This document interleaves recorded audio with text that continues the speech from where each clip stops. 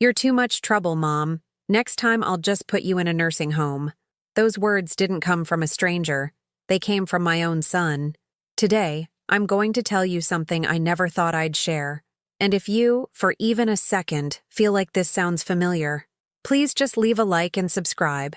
It'll help me keep telling these stories that need to be heard. My name is Dorothy Chen, and at 73 years old, I thought I knew what my life would look like. I live in a modest two-bedroom house in Queens, New York, the same house where I raised 3 children after my husband passed away 15 years ago. The morning light still filters through the same lace curtains I hung in 1987, casting familiar shadows across walls that have witnessed decades of laughter, tears, and countless family dinners. Every morning at 5:30 a.m., my arthritic hands wrap around the same blue ceramic mug, a Mother's Day gift from 1995, as I prepare the first of many cups of tea that will fuel another day of giving. The routine never changes. Tea, morning news on the small kitchen television, then the careful navigation through my phone's contact list, checking in on everyone who might need something from me. My son Michael calls every Tuesday and Friday, not to ask how I'm doing, but to discuss what needs to be handled. Mom, can you watch Emma and Jake this weekend? Sarah's got that work conference. Mom, the mortgage payment is due Thursday. Can you transfer the usual amount? Mom, we need you to sign some papers at the bank. Each conversation follows the same pattern. His needs, my compliance, his gratitude that lasts exactly as long as it takes to hang up the phone. My daughter Lisa texts instead of calling. Short, efficient messages that feel more like business transactions than family communication. Need babysitting Thursday 6th at 11 p.m. Can you pick up groceries for Sunday dinner? Usual list. Dad's birthday coming up. Can you handle the flowers and card like always? The messages arrive with the assumption that my time belongs to everyone except me. The house smells like vanilla and cinnamon from the candles I burn to mask the loneliness. Photographs cover every surface. Graduation pictures, wedding photos, grandchildren's school portraits. A shrine to a family that treats me like a helpful neighbor rather than the woman who sacrificed everything to raise them. In the living room, my reading chair sits beside a stack of library books I never have time to finish, because someone always needs something. That Tuesday started like any other. Michael called at exactly 3:15 p.m., his voice carrying that familiar tone of barely contained impatience. Mom, we've got a situation. Sarah's mother fell and broke her hip. We need to fly to Phoenix immediately. Can you take the kids for the week? Without hesitation, I said yes. I always said yes. Emma was 12, Jake was 9, and they were my grandchildren. Of course I would drop everything to help. I canceled my doctor's appointment, postponed the visit to my friend Margaret who'd been asking me to come see her new apartment, and mentally prepared for a week of homework supervision, meal preparation, and bedtime stories. The children arrived on Wednesday evening with their school bags, soccer gear, and the casual expectation that Grandma would handle everything perfectly. Emma barely looked up from her phone when she hugged me, already absorbed in whatever digital drama occupied her 12-year-old world. Jake was more affectionate, wrapping his thin arms around my waist and asking if I'd remembered to buy his favorite cereal. By Friday, I was exhausted, not just physically tired from the constant motion of childcare, but emotionally drained from being needed without being valued. Emma had complained about every meal I prepared, comparing my cooking unfavorably to whatever restaurant food her parents typically ordered. Jake had thrown a tantrum about bedtime, screaming that I wasn't his mom and couldn't tell him what to do. The house that usually felt too quiet now felt chaotic and overwhelming. Saturday morning brought the incident that would change everything. I was making breakfast, scrambled eggs, toast, orange juice, when my hands began to shake. The arthritis had been worse lately, probably aggravated by the stress and extra activity. As I reached for Jake's plate, my fingers couldn't maintain their grip. The ceramic dish slipped, crashing to the kitchen floor and shattering into dozens of sharp pieces. Emma looked up from her phone with an expression of pure annoyance. Seriously, Grandma? Can't you even hold a plate? But it was Jake's reaction that crushed me. This 9-year-old boy, looking at the mess with the kind of disgusted disappointment usually reserved for major failures, shook his head and said with stunning cruelty, "You're getting really old, Grandma. Maybe you shouldn't be taking care of us anymore." My heart stopped. Not metaphorically. I felt an actual physical pause in my chest, as if my body needed a moment to process the casual dismissal from a child I'd loved unconditionally since the moment he was born. I knelt carefully among the broken pieces, my knees protesting against the hard linoleum, gathering the sharp fragments while trying to hold back tears that threatened to overwhelm me. "It's okay," I whispered, more to myself than to them. "Accidents happen." But Jake wasn't finished. With the innocent cruelty that only children possess, he continued, "Dad says you're getting too old to help with stuff. Maybe we should call him and tell him you can't handle us." The broken plate in my hands became a metaphor for something much larger that was shattering inside me. As I disposed of the pieces, each shard seemed to represent another moment when my family had taken my help for granted, another time when my value had been measured only by my usefulness. That evening, when Michael called to check in, I mentioned the broken plate incident casually, hoping for reassurance, perhaps some acknowledgement of how challenging the week had been. Instead, his response cut deeper than any physical injury. "Mom, maybe the kids are right. You're 73 years old. Your hands shake. You move slower than you used to. And honestly, we worry about you being responsible for them. Next time, we might need to consider other options. Maybe it's time to think about, well, somewhere with more support for people your age." The phone felt heavy in my trembling hand. "What do you mean, Michael?" "I mean, maybe it's time to consider assisted living, or, a nursing home. Somewhere with trained professionals who can handle situations. Situations. That's what I had become. Not a mother, not a grandmother. Not a woman who had devoted 45 years of her life to raising and supporting this family. A situation to be managed, a problem to be solved, an inconvenience to be relocated. After hanging up, I sat in my kitchen as darkness settled around me, staring at the spot where the plate had broken. The house felt different now, not like home, but like a temporary holding place for someone whose real life was apparently supposed to happen somewhere else, somewhere with trained professionals and other discarded family members.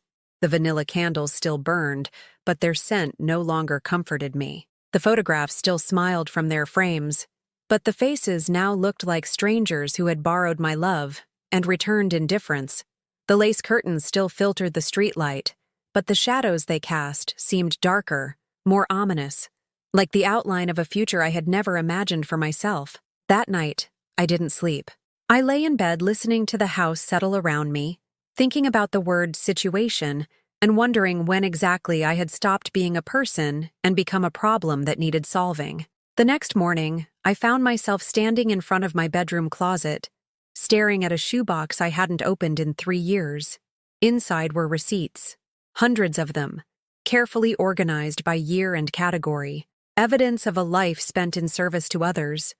$247 for Emma's ballet recital costume, $89 for Jake's baseball cleats, $156 for groceries when Michael was between jobs for 6 months, $2,300 for Lisa's car repair when her transmission died.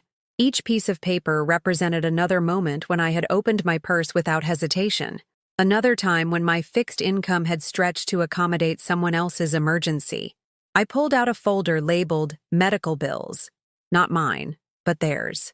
When Michael's insurance wouldn't cover physical therapy after his back surgery, I had quietly paid $1,800 over 4 months.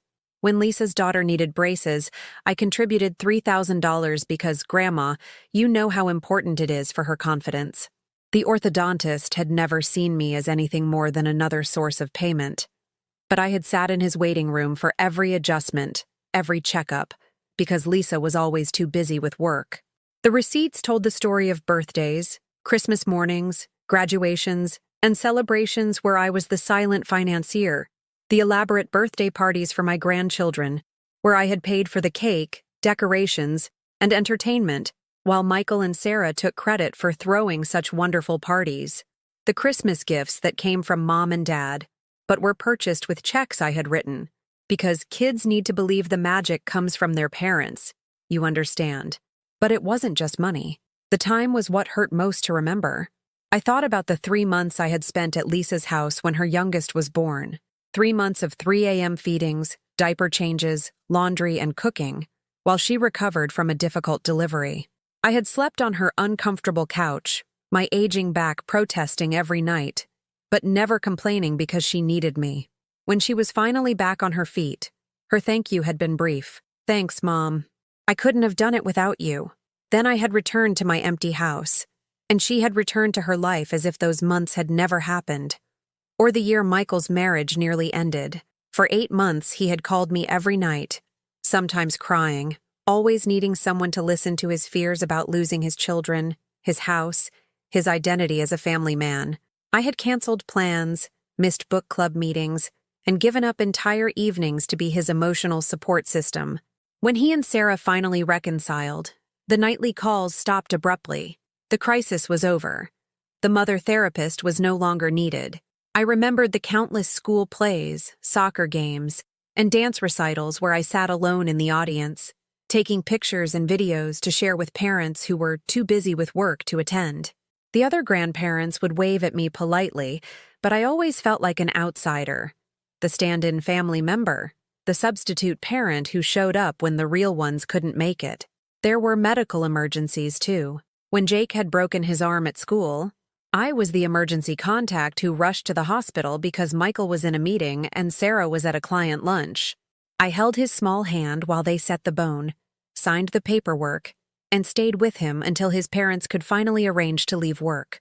In the chaos of that day, seeing my grandson in pain, none of that had mattered.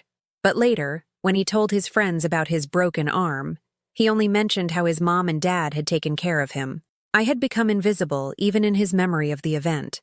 The loneliness was a living thing inside my chest, growing larger each year as I realized that my value to this family was entirely transactional. They needed babysitting. They called me. They needed money. They called me. They needed emotional support.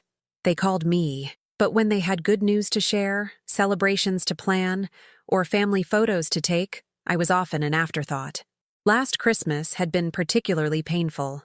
The family gathering was at Michael's house, and I had arrived early to help with preparations.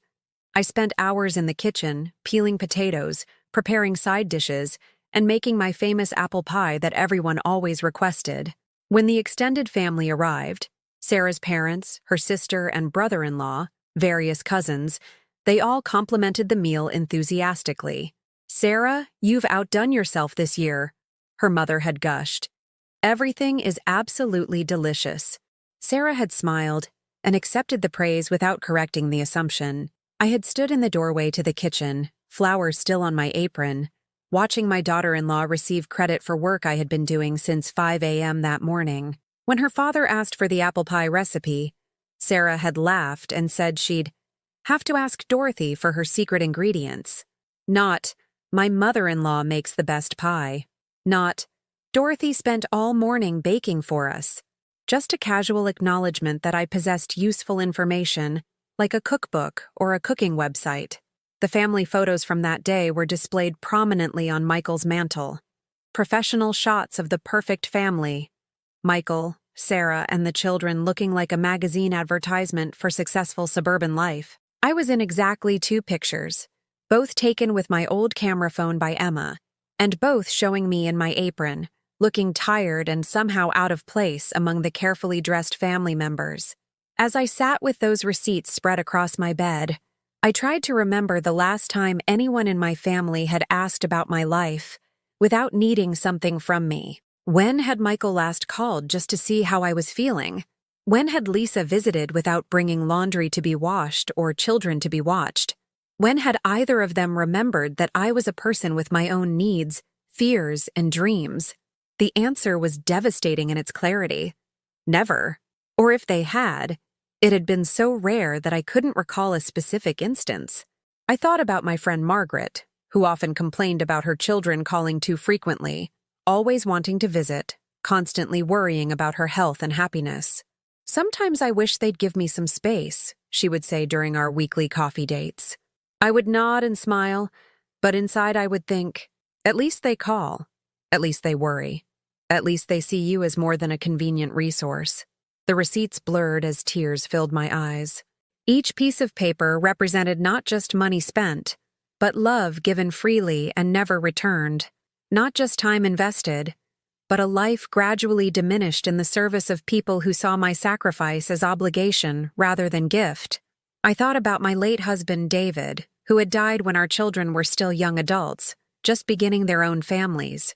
He had been my partner in parenting, the one person who truly saw me as whole and valuable beyond my usefulness to others. After his death, I had thrown myself into helping my children navigate their grief and their growing responsibilities as parents themselves. I had wanted to honor his memory by being the kind of mother he would have wanted them to have. But somewhere in the years of giving and helping and supporting, I had lost myself completely. The woman David had loved, the one who read novels and painted watercolors and dreamed of traveling to Ireland, had disappeared into a role that demanded everything and appreciated nothing. I picked up my phone and scrolled through my recent calls. Michael, Lisa, Michael, unknown number, probably a scam. Lisa, Michael. No incoming calls from friends, no social plans, no life beyond my function as family emergency contact and financial backup plan. The woman in the mirror looked like a stranger. When had my shoulders become so hunched from carrying everyone else's burdens? When had my eyes become so sad? When had I started dressing like someone whose only job was to be invisible and helpful, rather than someone who deserved to be seen and valued? I closed the shoebox carefully, but something fundamental had changed in the ritual of putting it away. For the first time in decades, I found myself asking a question that felt dangerous and liberating. Was I used? The question hung in the empty bedroom air like smoke, impossible to ignore once released. It followed me downstairs as I made my solitary breakfast. It echoed in my mind as I automatically reached for my phone to check if anyone needed anything from me today. For 73 years, I had defined myself by what I could give to others. But sitting in my quiet kitchen, surrounded by the evidence of a life spent in service, I began to wonder what might be left if I ever stopped giving. The thought terrified me almost as much as it thrilled me. The answer to my question came sooner than I expected, and it came in the most painful way possible. It was my 74th birthday. Not a milestone birthday, not a celebration anyone would particularly remember, but still my birthday. I had spent the morning as I always did, quietly, with a cup of tea and the newspaper, trying not to expect too much from a day that had disappointed me for years. By noon, no one had called.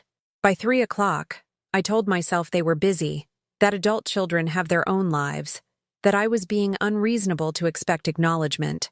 By 6 in the evening, I was sitting in my kitchen staring at my phone, willing it to ring, hating myself for caring so much about something so simple. At 8:47 p.m., my phone buzzed with a text from Lisa. "Sorry, Mom. Crazy day at work. Happy birthday. We'll call you tomorrow to catch up." That was it. 11 words. Less effort than she put into texting her hairdresser to confirm appointments.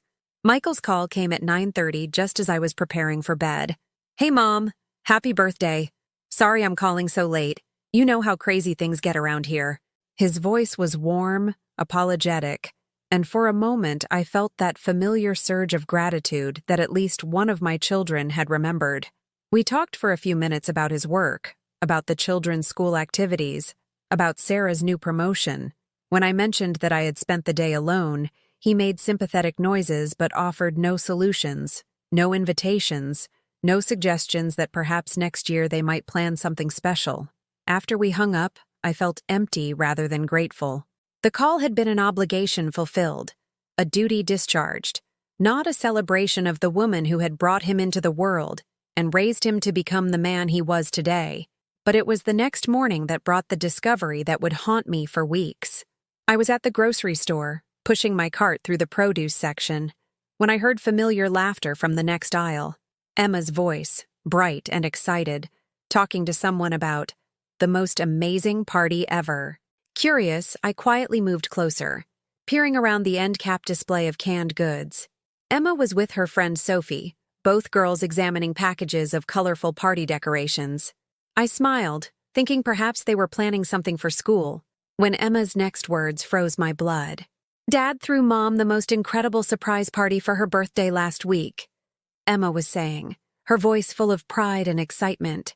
"He rented the entire back room at Romano's restaurant, invited like 40 people, had a DJ and everything. Mom was so surprised she actually cried. Sophie made appreciative sounds. That's so sweet. I love surprise parties. Dad spent weeks planning it, Emma continued, loading streamers into her basket. He even made a video with all these old photos and videos of Mom from when she was younger. Everyone was crying by the end. It was like the most romantic thing ever. My cart felt like it was made of lead. Sarah's birthday was 2 days after mine. 2 days. While I had been sitting alone in my kitchen, grateful for an 11-word text message, my son had been orchestrating an elaborate celebration for his wife, complete with 40 guests, a professional DJ, and a sentimental video presentation. I stood behind that display of canned tomatoes, my hands gripping the cart handle so tightly my knuckles went white, listening to my granddaughter describe a level of thoughtfulness and celebration that had never been extended to me. Not once. Not in all my 74 years of birthdays. Not in the 15 years since David's death. Not ever. The girls moved on, but I remained frozen in place, my mind racing through painful calculations. The money for the restaurant rental, the DJ, the elaborate decorations. That was probably more than I spent on groceries in 3 months. The time invested in creating a video tribute, contacting 40 guests, coordinating schedules, that represented more attention and effort than I had received from Michael in the past 5 years combined. I abandoned my shopping cart right there in the produce section and walked home in a daze, Emma's words echoing in my head. The most romantic thing ever. Everyone was crying. Weeks of planning. At home, I went straight to my computer and did something I had never done before. I looked up Sarah's social media accounts. I had always respected their privacy, never prying into their online lives, but suddenly I needed to see the evidence of what I had missed. The photos were devastating. Sarah's surprise party looked like something from a magazine. Elegant table settings, professional lighting, dozens of friends and family members I recognized but had never been invited to meet. The video Michael had created was posted in full, a 10-minute tribute to Sarah's life, her accomplishments, her role as wife and mother, set to music and featuring interviews with people talking about how wonderful she was. But it was the guest list that broke something inside me permanently. Sarah's parents were there, of course, along with her siblings, her college friends, her work colleagues. Michael's work friends were there too, people I had met at various company events over the years. Even neighbors I recognized from the street were in the photos, raising glasses in celebration. I scrolled through comment after comment. What an amazing husband. Sarah is so lucky. Michael, you outdid yourself. This is true love. Best surprise party ever. 40 people had celebrated Sarah's birthday. 40 people had taken time from their evening to honor her, to make her feel special and loved and valued. The woman who had accepted credit for my cooking, who had borrowed my money without acknowledgement, who saw me as free childcare and emergency assistance. She had been surrounded by more love and attention in one evening than I had received in years. I sat in my dark living room, staring at those photos on my laptop screen, and felt something crack inside my chest. Not my heart breaking. This was deeper than that. This was the sound of my illusions shattering, the collapse of every story I had told myself about why my family treated me the way they did. They weren't too busy to celebrate. They weren't too financially strapped to throw parties. They weren't too emotionally reserved to make grand gestures. They just didn't think I was worth the effort. The next few days passed in a haze of painful revelations. Once I started looking, I couldn't stop seeing the evidence of my exclusion. Social media posts showing family gatherings I hadn't been invited to. Photos of the grandchildren at events I hadn't known were happening. Check-ins at restaurants where they'd had family dinners without even mentioning it to me. There was a Father's Day barbecue at Michael's house where both sets of grandparents had been invited, except me. There were soccer games and dance recitals where Sarah's parents sat in the stands, cheering for grandchildren I had helped raise but apparently didn't deserve to watch perform. There were birthday parties for Emma and Jake where other relatives had been guests of honor while I had been relegated to setup and cleanup duty. I found a photo that made me physically ill. Michael's birthday dinner from last month, a celebration at an expensive steakhouse. Around the table sat Michael, Sarah, the children, Sarah's parents, Sarah's sister and her husband, and Michael's co-worker Dave and his wife, 8 adults, 2 children, a table full of laughter and wine and elaborate food presentations. I had spent that same evening alone in my kitchen, eating a frozen dinner and watching television, completely unaware that my son was celebrating his birthday without me. No invitation, no mention, no acknowledgement that the woman who had given birth to him might want to participate in marking another year of his life. The photograph showed Michael raising a glass in a toast, everyone around the table laughing at something he had said. He looked happy, surrounded by people who had been carefully selected to share this moment with him. People who mattered enough to include. I wasn't one of them. The cruelest discovery came when I found a group text thread that Emma had accidentally sent to me instead of her cousin. It was a conversation between the grandchildren, Emma, Jake, and Lisa's 2 teenagers, talking about Christmas plans. "Are we doing Christmas at Grandma Dorothy's house again this year?" Emma had written. "God, I hope not," Jake had replied. "It's so boring there, and the food is weird. At least she gives good presents," Lisa's daughter had added. "Even if we have to sit through her long, boring stories about the old days.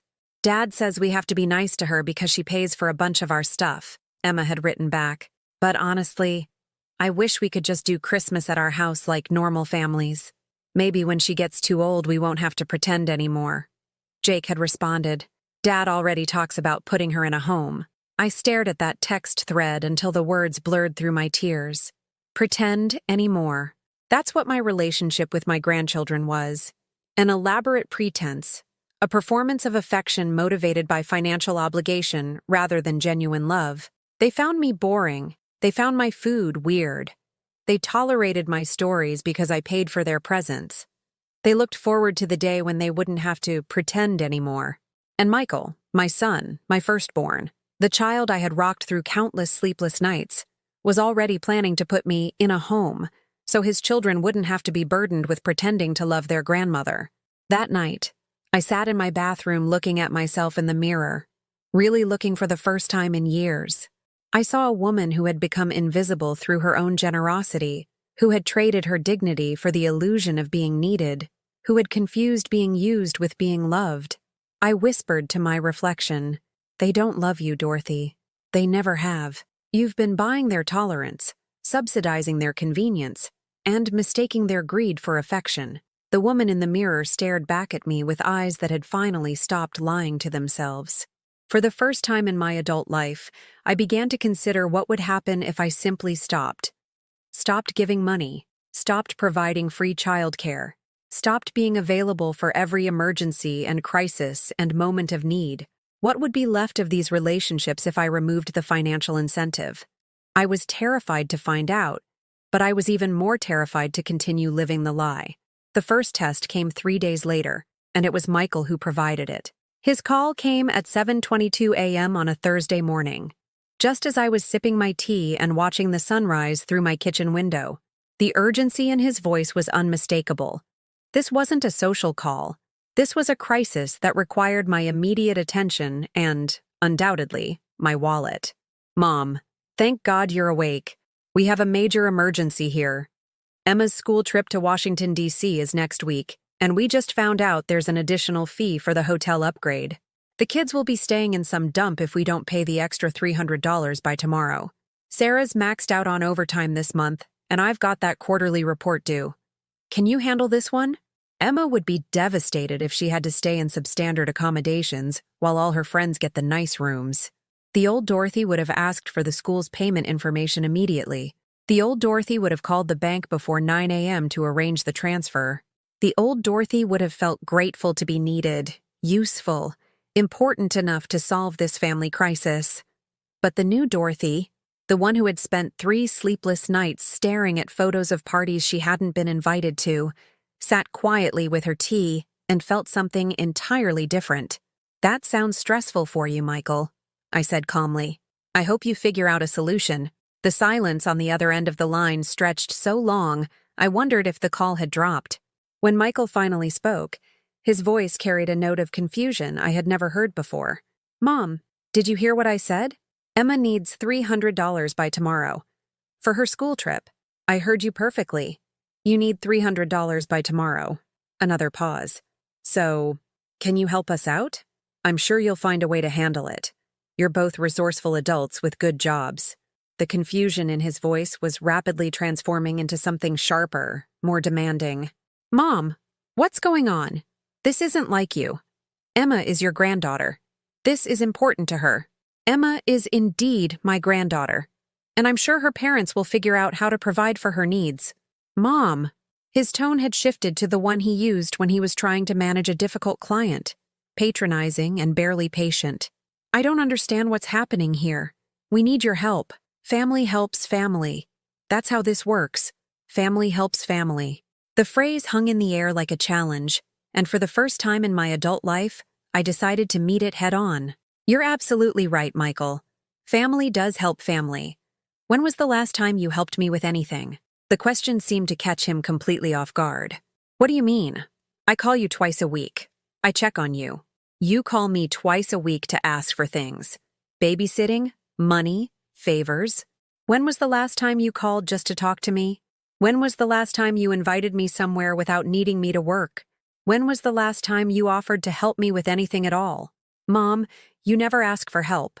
If you needed something, you know we'd... Would you? Because Sarah had a beautiful surprise party for her birthday last week. 40 people, professional DJ, elaborate decorations. I know because Emma was telling her friend about it at the grocery store. Were you too busy to plan something like that for me? Or did it just not occur to you that I might deserve the same consideration? The silence this time was different, heavier, loaded with the weight of truth that could no longer be avoided. That's different, Mom. Sarah's birthday is always different. How? Because she's married to you instead of being the person who gave birth to you? Because she's 43 instead of 74? Or because she's worth the effort and I'm not? You're being unfair. Sarah's party was a surprise. It was planned for weeks. It was exactly my point. You spent weeks planning something beautiful for her. You've never spent 5 minutes planning anything for me. I could hear him struggling, trying to find an argument that would make sense of the inconsistency. Mom, I don't know what's gotten into you, but this isn't the time for this conversation. Emma will survive staying in a standard hotel room for 3 days. Millions of children manage school trips without luxury accommodations paid for by their grandmothers. I can't believe you're being this selfish. Over $300. When you know how much Emma's education means to... Selfish? The word hit me like a slap, but instead of stinging, it felt almost liberating. After 74 years of putting everyone else first, being called selfish for protecting my own resources felt like a badge of honor. Michael, I've given this family thousands of dollars over the past decade. I've provided free childcare, emergency funding, and constant support. The word selfish has never accurately described my relationship with any of you. That's not... Look, we appreciate everything you do, but do you? When was the last time any of you said thank you for something I paid for? When was the last time you acknowledged that my contribution made your lives easier? When was the last time you treated me like a person whose feelings mattered instead of a bank account with convenient visiting hours? I could hear Sarah's voice in the background, urgent whispers asking what was wrong, why the call was taking so long. Michael covered the phone for a moment, their muffled conversation a stark reminder that even this discussion about my value to the family was being managed by committee. When he returned to the call, his strategy had shifted. The demanding tone was gone, replaced by something that might have been manipulation disguised as affection. Mom, I'm sorry if we haven't been appreciative enough. You know we love you. You know how important you are to this family. But right now, Emma really needs... Michael, stop. Just stop. My voice was steadier than I felt, powered by weeks of suppressed anger and decades of accumulated hurt. I'm not giving you $300 for Emma's hotel room. You're her parents. Provide for her yourselves. Fine. The word came out clipped, angry, all pretense of affection abandoned. Fine, Mom. We'll figure it out ourselves, but don't expect us to keep calling if this is how you're going to be. The threat was supposed to devastate me. For years, it would have worked. The idea of losing contact with my son and grandchildren would have sent me scrambling to apologize, to restore peace by opening my wallet and resuming my role as the family's financial safety net. Instead, I felt something unexpected. Relief. That's your choice, Michael. I'll still be here if you ever want to have a conversation that isn't about what I can do for you. He hung up without saying goodbye. I sat in my kitchen, staring at my phone, waiting for the regret to hit, waiting for the panic, the desperate urge to call him back and apologize, to transfer the money and restore the familiar dynamic where my worth was measured by my usefulness. But the regret never came. Instead, I felt something I hadn't experienced in years, the quiet satisfaction of standing up for myself. The next call came 2 hours later, from Lisa. Her approach was different from Michael's, softer, more emotional, designed to trigger my maternal guilt rather than my sense of family obligation. Mom, Michael told me about your conversation this morning. I'm really worried about you. This isn't like you at all. Are you feeling okay? Maybe we should make an appointment with Dr. Patterson, just to make sure everything is... Lisa, I'm not having a medical crisis. I'm having a clarity crisis. I'm seeing our family dynamics clearly for the first time in decades, and I don't like what I see. What do you mean? We're a close family. We talk all the time. We see each other regularly. You talk to me when you need something. You see me when you need free babysitting or emergency childcare. When was the last time you visited just because you wanted to spend time with me? Mom, you know how crazy life gets with the kids and work, and Sarah's parents visited Michael's house 3 times last month. For dinner, for Jake's soccer game, for a family barbecue. How many times did you visit me last month? The silence told me she was calculating, probably scrolling through her calendar, trying to find evidence of social contact that didn't involve me providing services. That's different, Mom.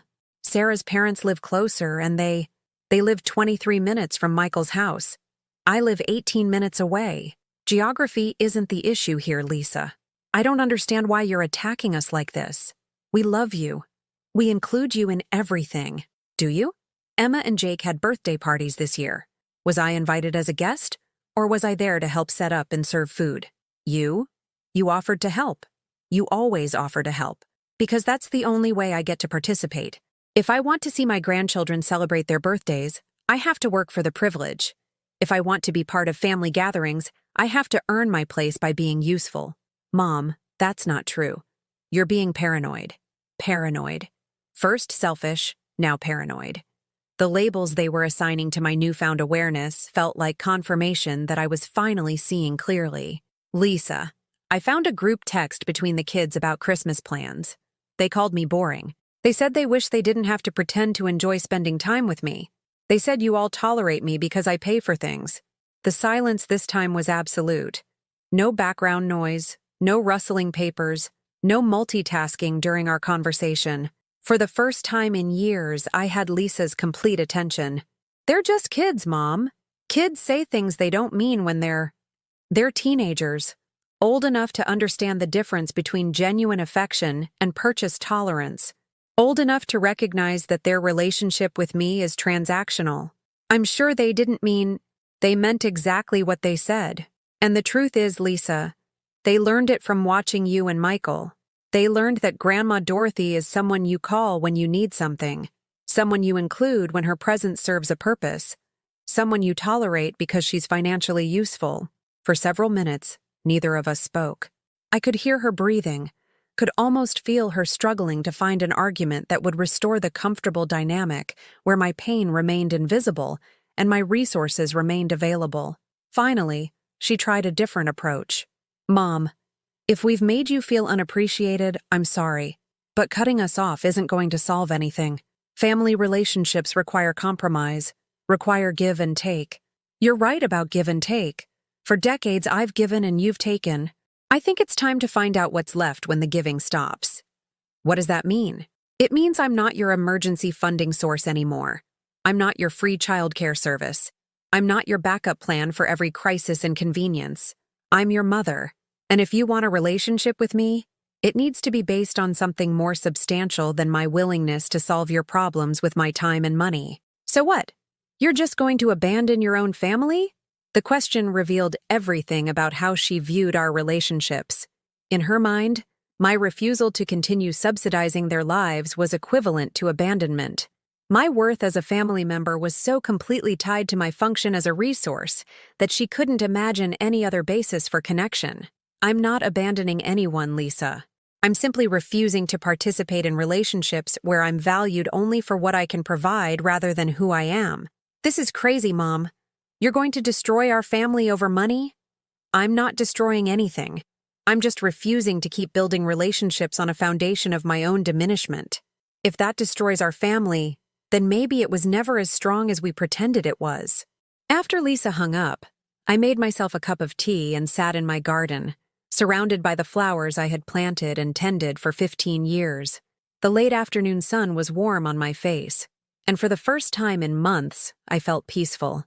My phone buzzed with text messages. Michael, Lisa, even Sarah weighing in with her perspective on my concerning behavior, but I didn't read them immediately.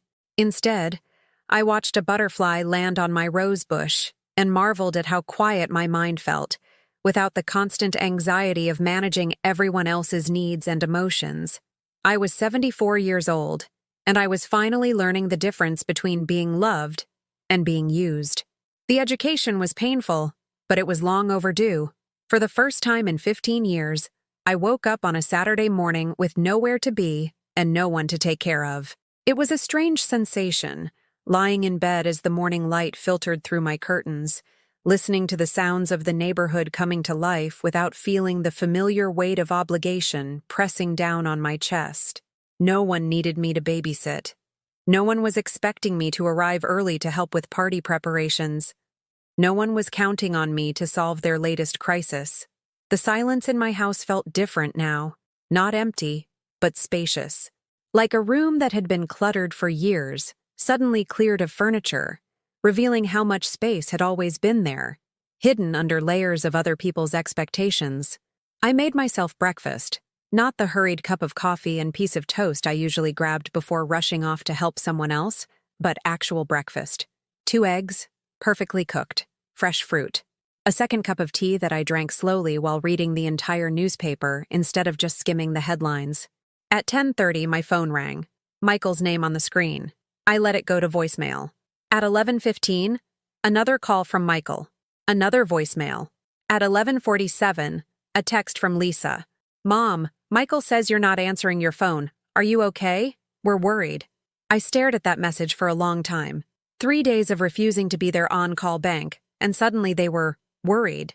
Not worried enough to check on me during the years when I was actually isolated and lonely, but worried now that I might be establishing boundaries that would interfere with their access to my resources. I typed back, I'm fine, enjoying a quiet morning. The response came immediately. Can you call Michael back? He needs to talk to you about Emma's trip. The hotel room.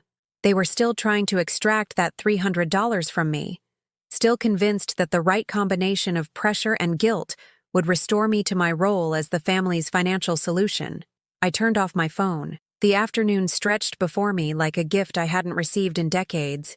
I walked to the local bookstore, something I'd been meaning to do for months, but never had time for between babysitting sessions and family emergencies. The owner, Mrs. Patterson, recognized me even though I'd only been there once before. Dorothy, how lovely to see you again. I was hoping you'd come back for the book club meeting. Book club. I had forgotten that she'd mentioned it during my previous visit, back when the idea of committing to a weekly social engagement seemed impossible given my family obligations. When do you meet? I asked, surprising myself with the question.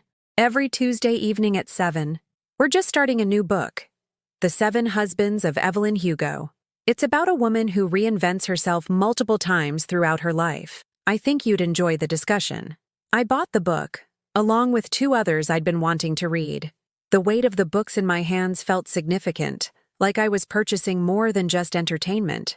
I was buying back time that belonged to me. That evening, I did something I hadn't done in years. I cooked an elaborate dinner just for myself. Not leftovers from a meal I'd prepared for someone else's family gathering. Not a simple sandwich eaten while waiting for a call about the next crisis. I made herb-crusted salmon, roasted vegetables, and a salad with the good olive oil I usually saved for special occasions. I set the table with my wedding china, the dishes that had been packed away for years, because it seemed wasteful to use them for ordinary meals. I lit candles and played classical music and treated myself with the kind of care I'd been reserving for other people's comfort. The meal was delicious, but more than that, it was peaceful. No one interrupted to ask for help. No one criticized the seasoning or requested different sides. No one took the experience for granted or left me to clean up while they moved on to more interesting activities. I was halfway through my second glass of wine when I realized I was smiling. Not the forced smile I'd worn for decades while managing other people's needs, but a genuine expression of contentment. On Sunday morning, I decided to attend church for the first time since David's funeral. I had stopped going not because I'd lost faith, but because Sunday mornings had become family obligation time. Brunch preparations, babysitting while the adults went to their own church services, or simply being available for whatever weekend crisis required my attention. The service was comforting in ways I hadn't expected. The hymns brought back memories of a younger version of myself, a woman who had believed in possibility and deserved good things. During the prayer time, I found myself asking not for help with other people's problems, but for the strength to continue protecting the small flame of self-respect that had finally been lit after 7 decades of darkness. After the service, several people approached me, neighbors I'd known for years but had never had time to really talk to, other widows who understood the particular challenges of rebuilding an identity after a lifetime of defining yourself through your relationships with others. Eleanor Walsh, a woman about my age who lived 3 blocks away, invited me for coffee. "I've been wanting to ask you for years," she said, "but you always seemed so busy with family obligations. I have a feeling we might have a lot in common." At the coffee shop, Eleanor told me about her own journey toward independence after her children moved away and stopped treating her like a person with her own needs and desires. "It took me 5 years to realize that being needed and being loved are not the same thing," she said, stirring sugar into her latte. "My children needed me to be their built-in babysitter, their emergency loan service, their emotional dumping ground, but they didn't love me enough to consider my happiness or treat me with basic respect." "What did you do?" I asked, leaning forward with an intensity that surprised me. "I moved." She said it so simply, as if relocating your entire life was as straightforward as changing your hairstyle. "I sold my house, bought a small condo in Arizona, and forced them to have a relationship with me based on who I am rather than what I can do for them." Did they understand?" Eleanor laughed, but it wasn't bitter.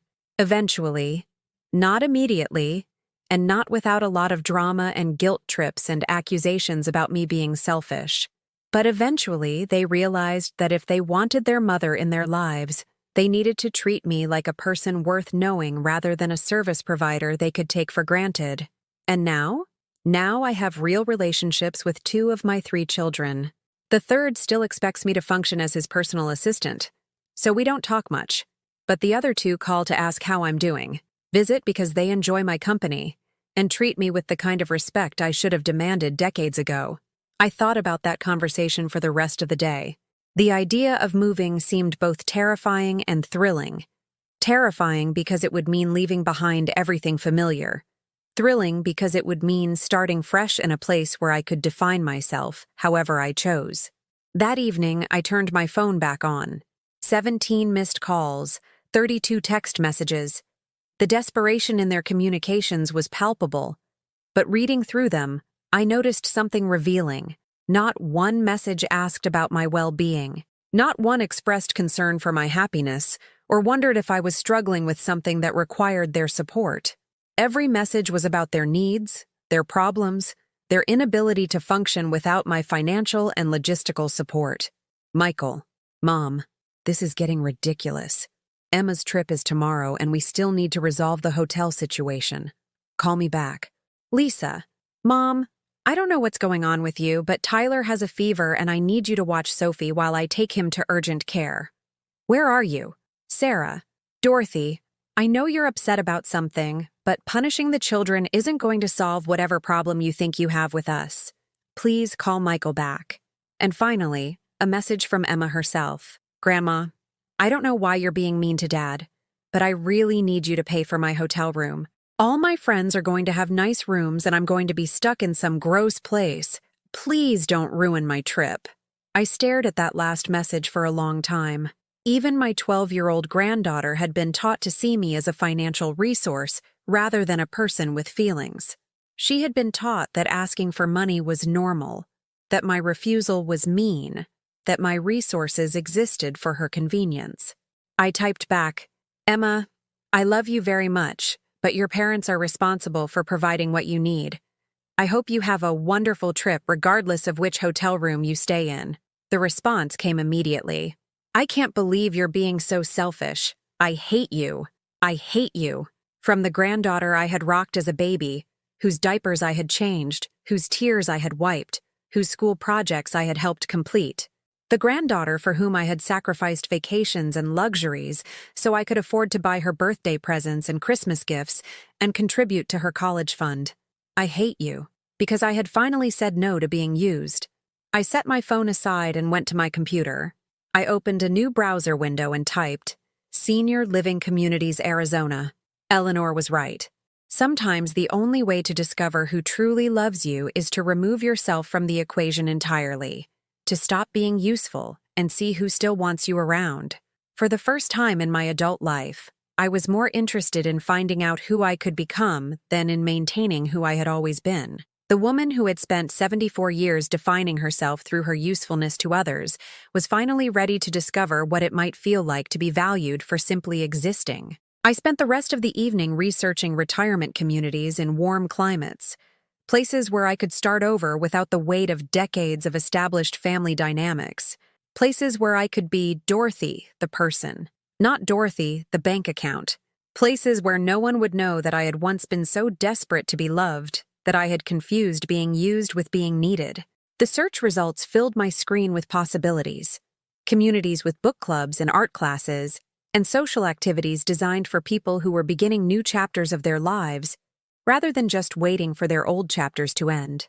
For the first time in years, I felt excited about the future instead of trapped by the past. I bookmarked 17 different websites and scheduled virtual tours for the following week.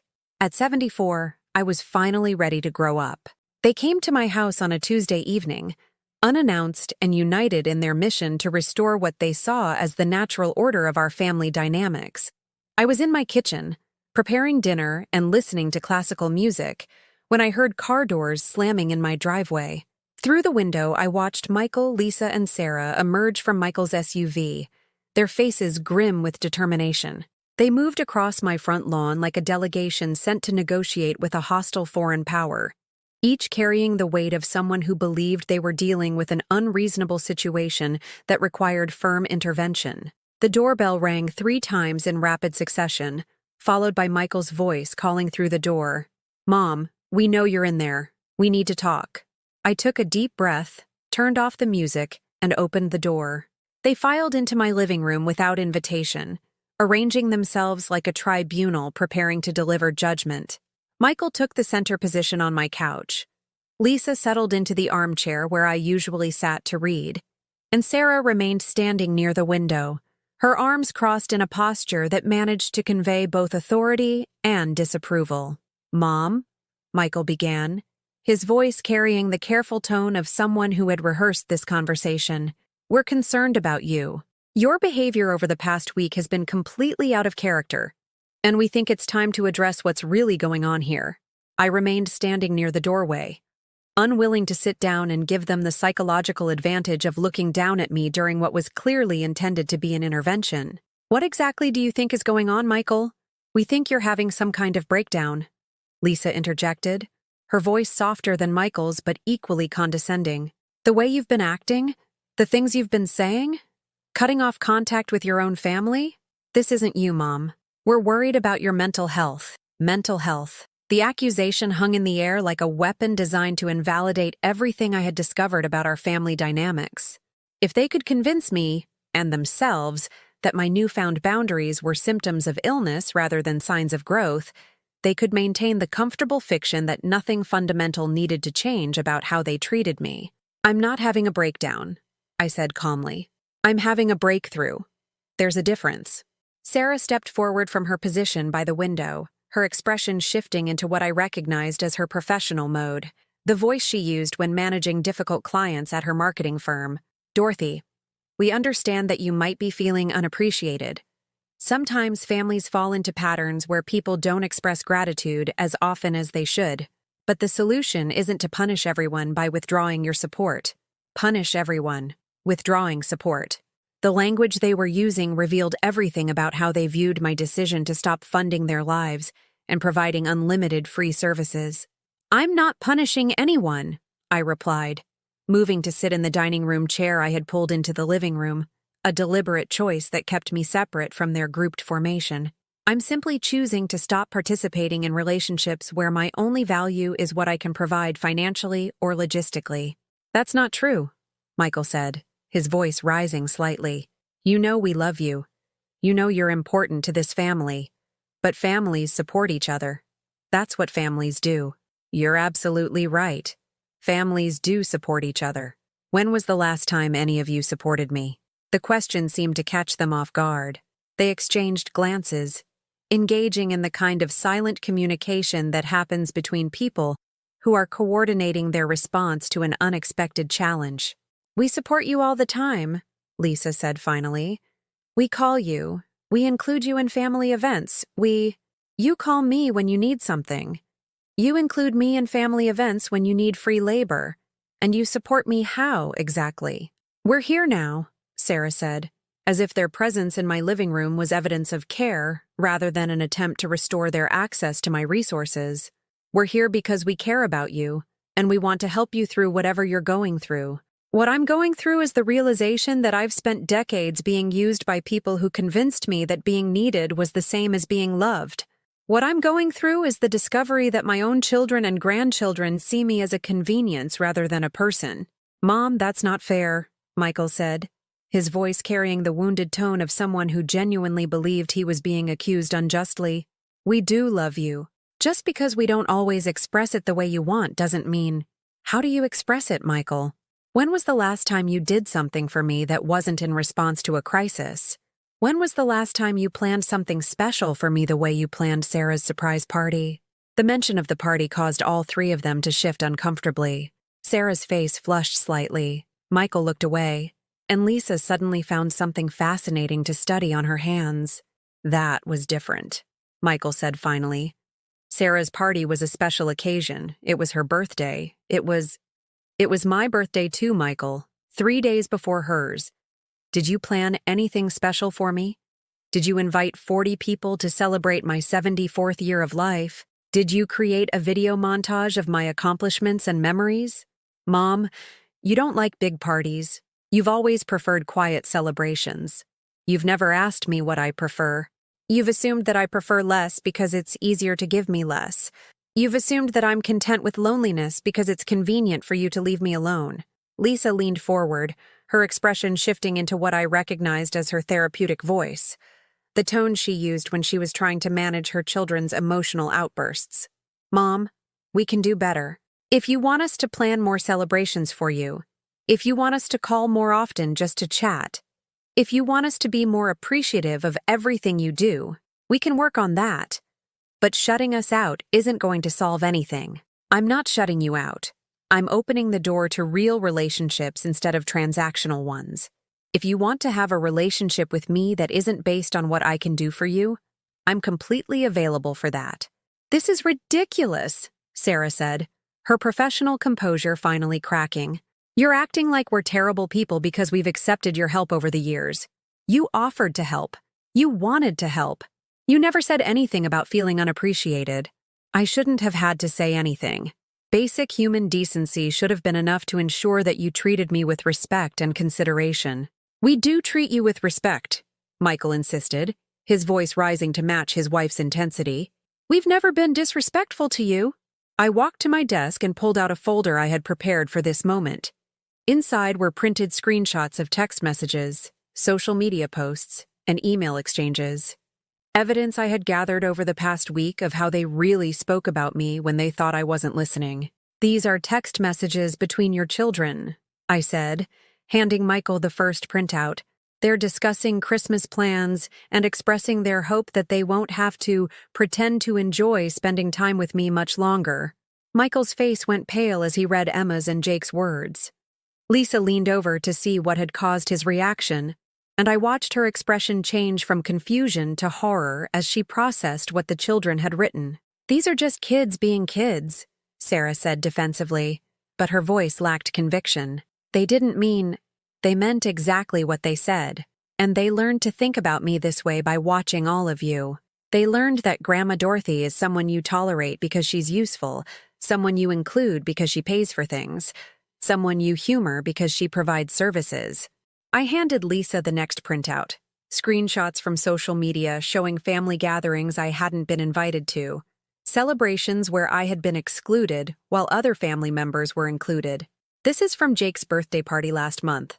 Sarah's parents, her sister, her brother-in-law, Michael's coworker, and his wife. 10 adults celebrating my grandson's birthday. Where was I? We thought you were busy that day, Lisa said weakly. You never invited me. You never asked if I was available. You planned a family celebration and deliberately excluded the person who had been buying that child's birthday presents since he was born. I handed Sarah the final printout, bank records showing my financial contributions to their family over the past 5 years. The numbers were staggering even to me. $23,000 in direct payments for emergencies, school expenses, and special occasions. $8,000 in groceries and household items purchased for their homes. Countless hours of free childcare that would have cost them $15,000 if they had hired professional sitters. This is how much I've invested in this family over the past 5 years alone, I said, watching their faces as they processed the magnitude of my financial contributions. $46,000, plus services that would have cost you another $15,000. $61,000 of support that you've accepted without question, without gratitude, and without ever reciprocating in any meaningful way. The room fell silent. The evidence was undeniable, the pattern clear and devastating. They could no longer pretend that their treatment of me was normal or justifiable. "Mom," Michael said finally, his voice smaller than before, "we didn't realize. We never added it up like that. We never thought about how much you were giving. That's exactly the problem. You never thought about it. You never considered that I might have needs of my own, that I might want to be valued for something other than my ability to solve your problems and fund your convenience." "We can change," Lisa said, tears beginning to form in her eyes. "We can do better. We can—" "No," I said firmly. "You can't change this dynamic while I'm still participating in it. I've enabled this behavior for so long that none of us know how to relate to each other any other way." I walked to my coffee table and picked up the travel brochures I had been reviewing earlier. Glossy publications from retirement communities in Arizona, Florida, and North Carolina. Places where I could start over, where I could discover who I was when I wasn't defined by my usefulness to others. "I'm moving," I announced, the words feeling both terrifying and liberating as they left my mouth. "I'm selling this house and relocating to a place where I can build a life based on my own interests and desires, rather than your needs and expectations." The reaction was immediate and intense. Sarah gasped audibly. Lisa began crying in earnest. Michael stood up abruptly, his face flushed with what looked like panic. "Mom, you can't be serious," he said, his voice carrying a desperation I had never heard before. "This is your home. This is where you belong. This is where your family is. This is where people who use me live," I corrected. "I'm going to find out where people who love me might be." "We do love you," Lisa sobbed. "We're sorry, Mom. We're so sorry. We'll do better. We'll change. I know you will," I said gently, feeling compassion for them even as I maintained my resolve. "You'll change because you'll have to. Because the person you've been taking for granted won't be available to take for granted anymore." I stood up, signaling that the conversation was over. "I've already contacted a realtor. The house will be on the market next week. I'll be gone within 60 days. They left my house that evening, devastated and angry, their unity fractured by the reality of consequences they had never imagined possible. As I watched their car disappear down my street, I felt something I hadn't experienced in decades, the profound peace that comes from finally telling the truth about your own life. The confrontation was over. The real work of rebuilding myself was about to begin. 3 months later, I was sitting on my new balcony in Sedona, Arizona, watching the sunrise paint the red rocks in shades of gold and amber I had never imagined possible. The apartment was small but perfect. 1 bedroom, 1 bathroom, a kitchen just large enough for someone who enjoyed cooking for one, and this glorious balcony that faced east toward mountains that looked like sleeping giants. The furniture was mine, chosen for my comfort rather than anyone else's approval. The walls displayed my paintings, watercolors I had started creating again after 30 years of believing I didn't have time for frivolous hobbies. My phone sat silent on the kitchen counter, not broken, not lost, but deliberately set aside as I learned to distinguish between communication and manipulation, between genuine connection and transactional contact. The first weeks after my announcement had been brutal. My phone had rung constantly. Michael, Lisa, Sarah, even the grandchildren calling with carefully rehearsed apologies and promises to do better. The voicemails had evolved through predictable stages: anger, denial, bargaining, manipulation, and finally, the kind of desperate promises that confirmed everything I had discovered about the nature of our relationships. "Mom, please don't do this," Michael had pleaded in one particularly long message. "We need you. The kids need you. We can't manage everything without your help. We need you. Not we love you, or we miss you, or we realize how much we've hurt you. We need you." Even in their desperation, they couldn't move beyond seeing me as a function rather than a person. Lisa had tried a different approach, sending long emails detailing family crises that required my intervention. Tyler's grades were slipping, and he needed tutoring they couldn't afford. Sophie's dance recital required a costume that was beyond their budget. The transmission in their car was making strange noises, and they didn't have money for repairs. Each email ended with the same underlying message: these problems existed because I wasn't there to solve them. My absence was causing their difficulties. My selfishness was creating their hardships. My decision to prioritize my own well-being was somehow responsible for their inability to manage their adult responsibilities. Sarah had been the most direct in her attempts to make me feel guilty. Her emails didn't focus on family crises or emotional appeals. Instead, she sent pictures, images designed to trigger my maternal and grandmotherly instincts. Emma looking sad at her school awards ceremony. Jake sitting alone at lunch because he missed his grandmother. Family dinners with an empty chair where I used to sit. The pictures were meant to show me what I was missing, what my stubbornness was costing everyone. But looking at them from my new perspective, I saw something different. In every image, the family looked complete without me. They were managing their lives, attending their events, sharing their meals. The empty chair wasn't a tragedy. It was evidence that they were perfectly capable of functioning without me. The moving process had been both physically exhausting and emotionally liberating. 45 years of accumulated possessions had to be sorted into 3 categories: essential items that would come with me to Arizona, sentimental pieces that I would donate to charity, and useful items that I would give to family members who might actually appreciate them. The charity donations had been the easiest category to fill. Decades of gifts I had bought for myself but never used because I was too busy taking care of everyone else. Books I had planned to read. Art supplies I had intended to explore.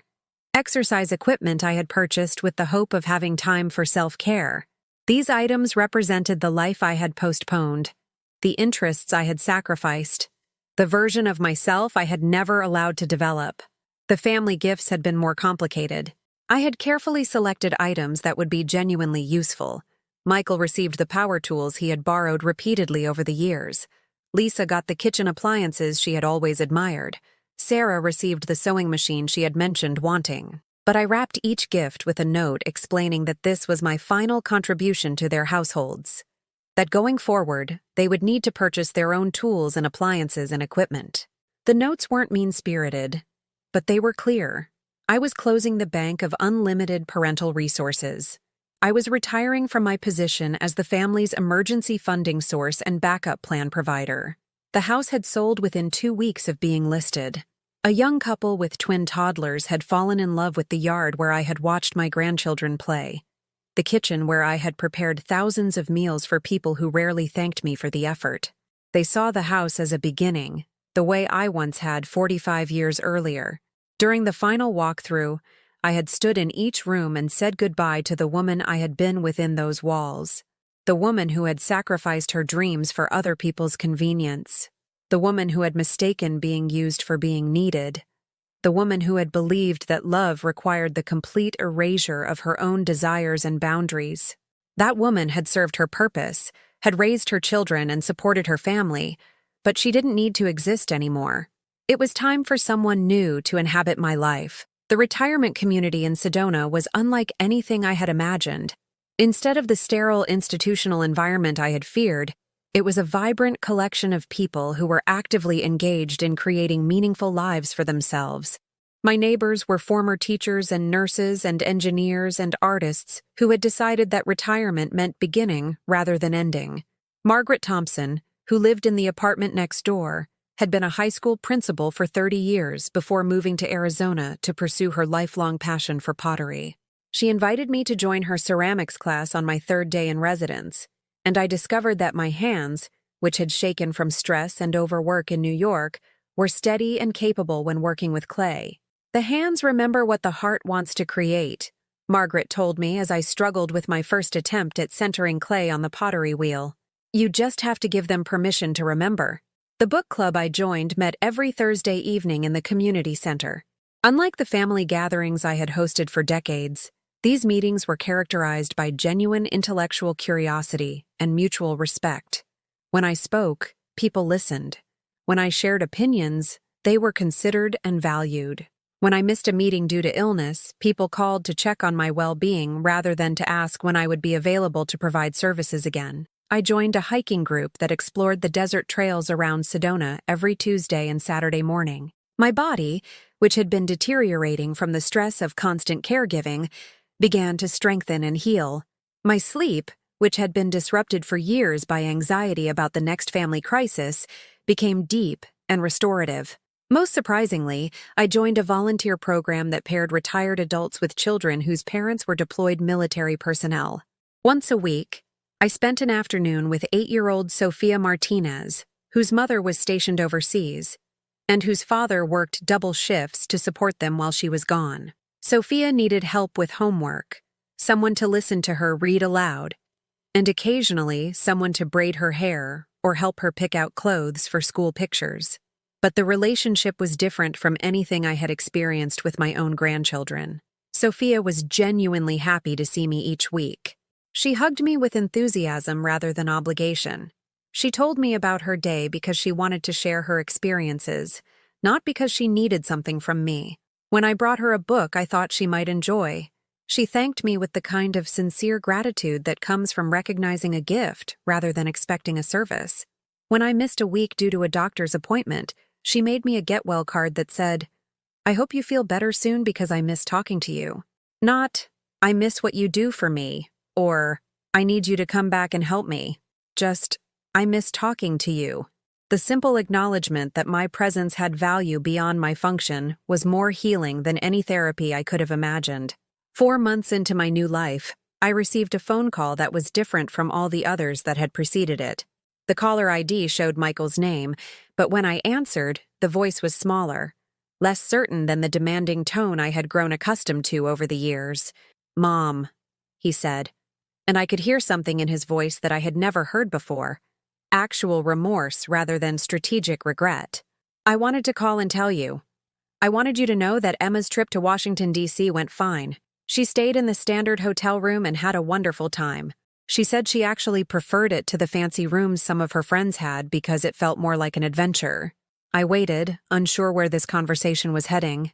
"I also wanted to tell you that we figured out the money situation. Sarah took on some freelance projects, I picked up extra shifts, and we managed to handle the expenses ourselves. It wasn't as impossible as I thought it would be." "I'm glad to hear that," I said genuinely. "Mom, I've been thinking a lot about what you said, about how we treated you, about how we took you for granted, and I wanted you to know that you were right. About all of it."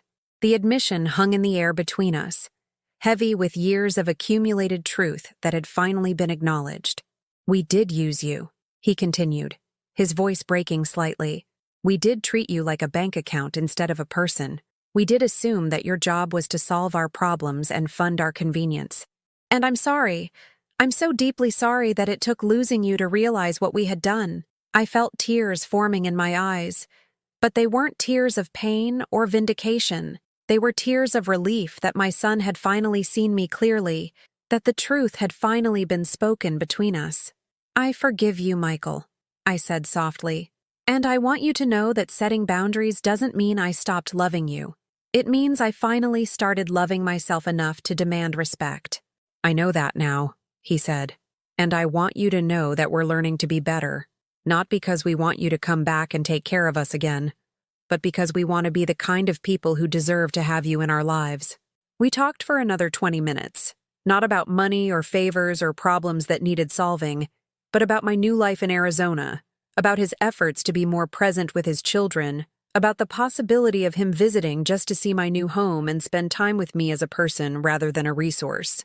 When we hung up, I walked out onto my balcony and watched the sun set behind the red rocks, painting the sky in colors that seemed to celebrate the end of one day and the promise of another.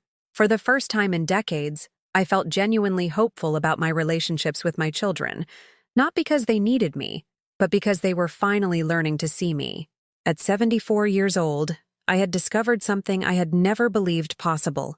It was never too late to become the person you were meant to be. It was never too late to demand respect. It was never too late to choose yourself. The woman who had spent her entire adult life serving others had finally learned to serve her own happiness.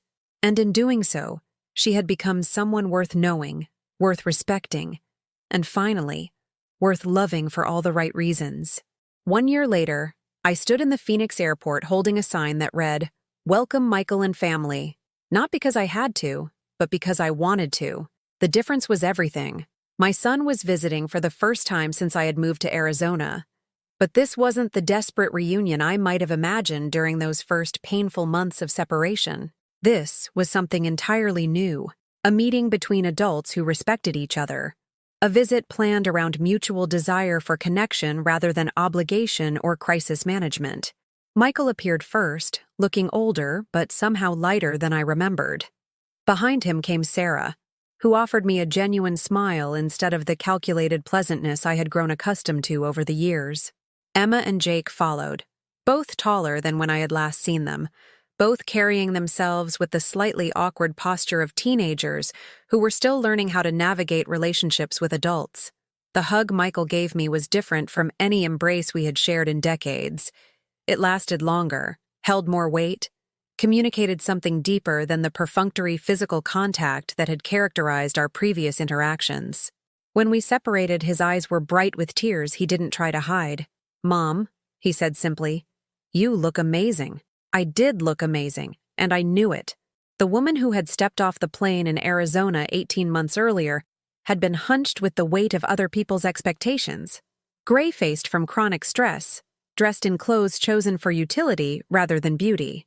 The woman standing in the Phoenix airport wore a turquoise dress that complemented the silver jewelry I had learned to make in my metalworking class, her hair styled in a way that pleased her rather than hiding her, her posture straight with the confidence that comes from finally knowing your own worth. "I feel amazing," I replied, and meant it completely. The drive to Sedona gave us time to catch up on the changes that had occurred in both of our lives during our months apart. Michael told me about the therapy he had started, not because of a crisis that required fixing, but because he wanted to understand how he had learned to see relationships as transactions rather than connections. Sarah talked about the conversation she had finally had with her own parents about boundaries and respect, how she was working to build more authentic relationships with her family members. Emma, surprisingly, was the most talkative during the drive. At 13, she was old enough to understand what had happened between us, and mature enough to take responsibility for her part in it.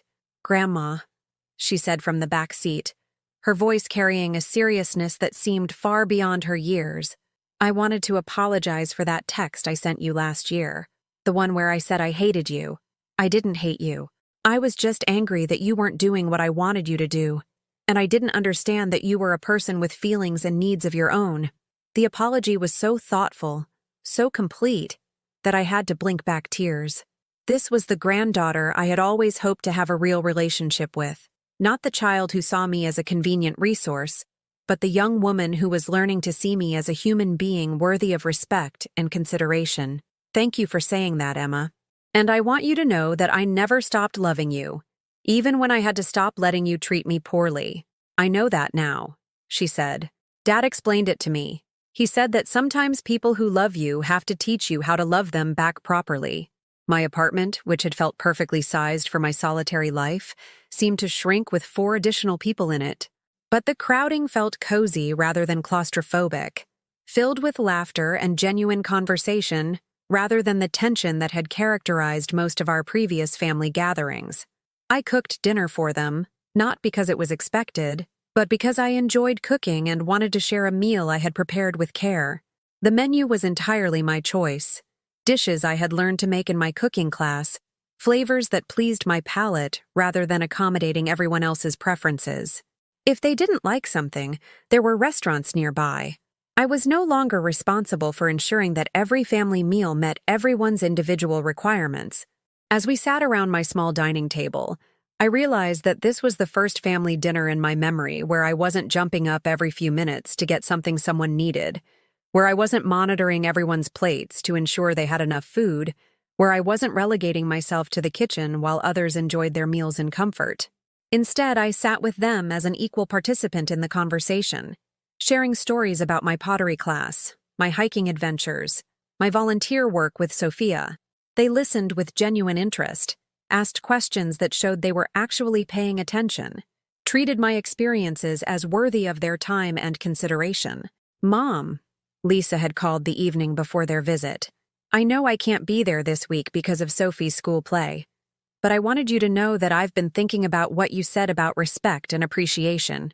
I've been working on changing how I approach relationships, and I wanted to thank you for teaching me that lesson, even though it was painful to learn. Lisa's absence from this visit wasn't the result of family drama or deliberate exclusion. She simply had other commitments, and for the first time in our relationship, that was completely acceptable. I wasn't required to be available whenever she decided she wanted to see me, and she wasn't required to prioritize my visits over her daughter's activities. We were both learning to have adult relationships based on mutual consideration rather than unquestioned obligation. On their second day in Sedona, I took them on a guided tour of the art galleries and hiking trails that had become part of my regular routine.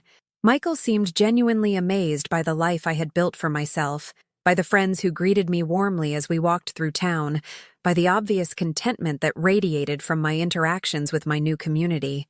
I never realized, he said as we stood on a trail overlooking the red rocks, how small your life had become in New York, how isolated you were, even though you were constantly surrounded by family.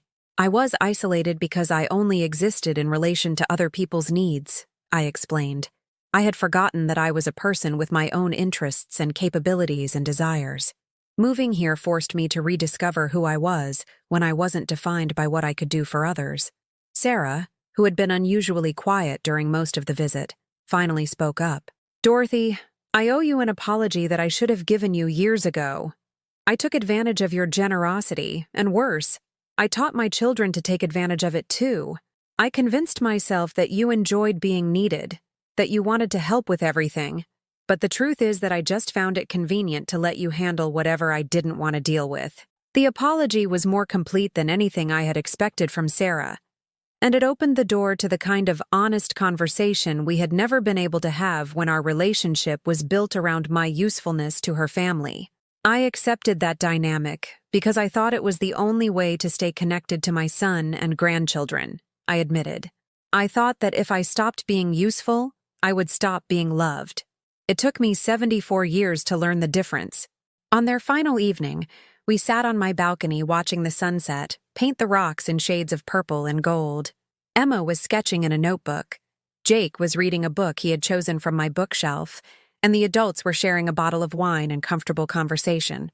Mom, Michael said as the stars began to appear in the desert sky, I know we can never undo the years when we treated you poorly, but I hope you know that we're committed to doing better going forward.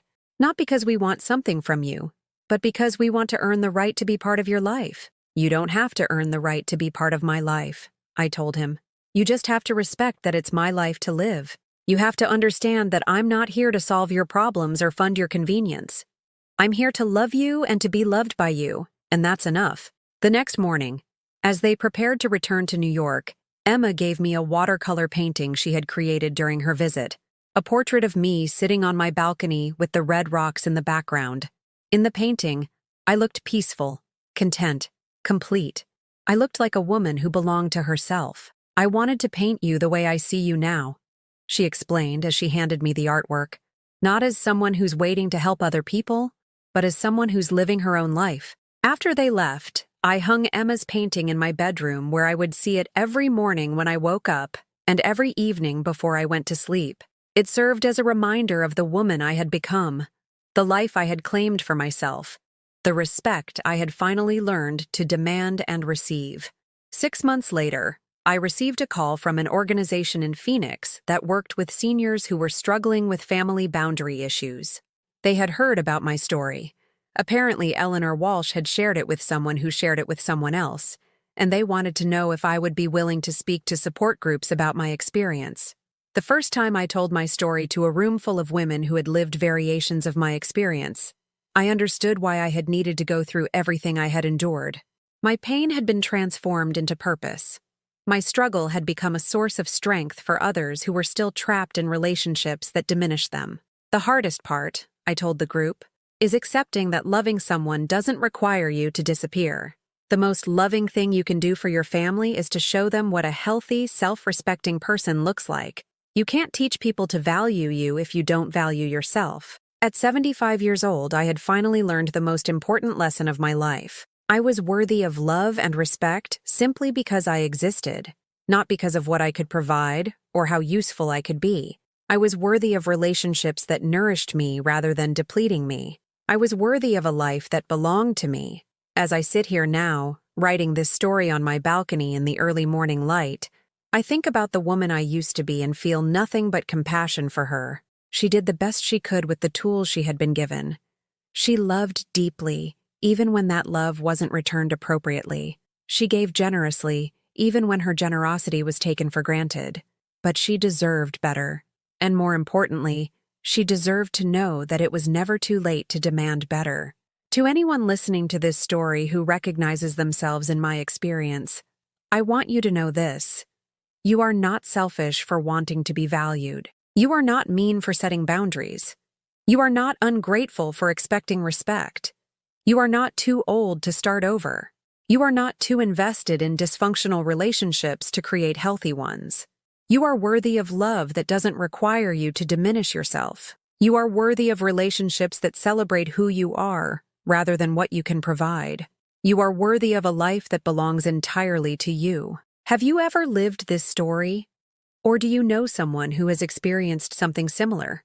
I'd love to hear from you in the comments below. And if this story resonated with you, please give it a like and subscribe to this channel. Sometimes the most important message someone needs to hear is that they're not alone in their struggle, and that it's never too late to choose themselves. Thank you for listening to my story.